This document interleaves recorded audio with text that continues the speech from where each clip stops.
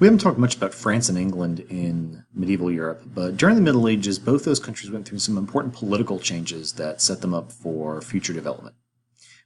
England, after the fall of the Roman Empire, was mostly occupied by indigenous British people, the Britons. But later, some other groups of people, mostly relatives of the Vikings, came over. Those two groups were the Anglo-Saxons and the Danes. By around 900, the Anglo-Saxons pretty solidly controlled England.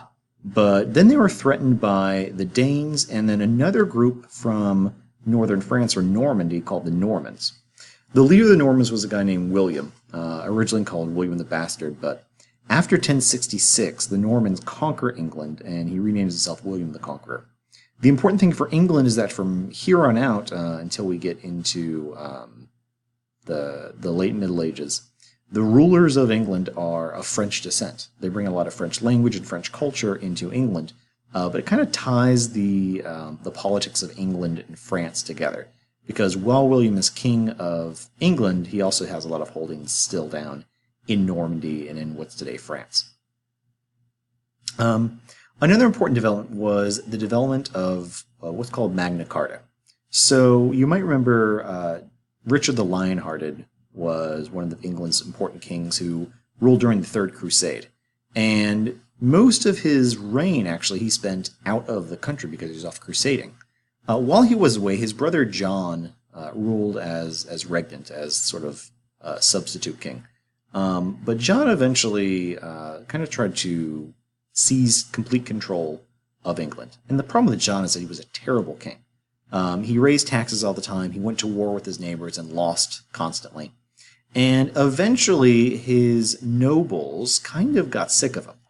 And they were trying to assert their rights. So in 1215, they forced John to sign this treaty called Magna Carta, or Great Charter in Latin. And what Magna Carta did really was serve as the basis of a Bill of Rights for England. It required that the king would have to check with his nobles before he raised any taxes, for example. That if he had any trials, he had to have evidence and actually try somebody for a crime instead of just throwing them in jail because he didn't like them. And if they were tried, they would have a jury of their peers. A lot of these things you'll notice are very similar to what shows up later in the U.S. Constitution. And very importantly, this starts a tradition in England that the king's power is limited, that he can't just sort of do whatever he wants. And that's going to be really important for England later on as England develops what we call a constitutional monarchy, where the king's power is not absolute. Another limit on the king's power came later in 1295.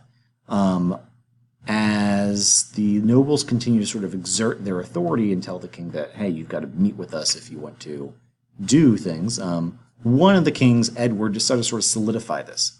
So he set up this agreement called Parliament, where members of his nobility and members of the commoners would meet regularly to advise the king and to assent to the king's decrees.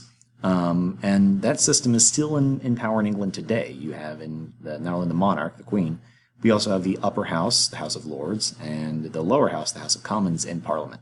So that two-house legislature, the bicameral legislature, is something that gets passed down throughout history, including to our Congress today.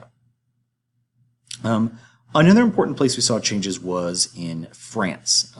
France, remember, had been part of the Frankish kingdom, the kingdom of the Franks, until the 11th century, when the last Carolingian king died. And his successor was a relative named Hugh Capet. And Capet starts the Capetian dynasty, which is going to rule France really throughout most of the rest of its history. And Capet kind of moved his capital city to Paris, where it continues to be the center of French government today.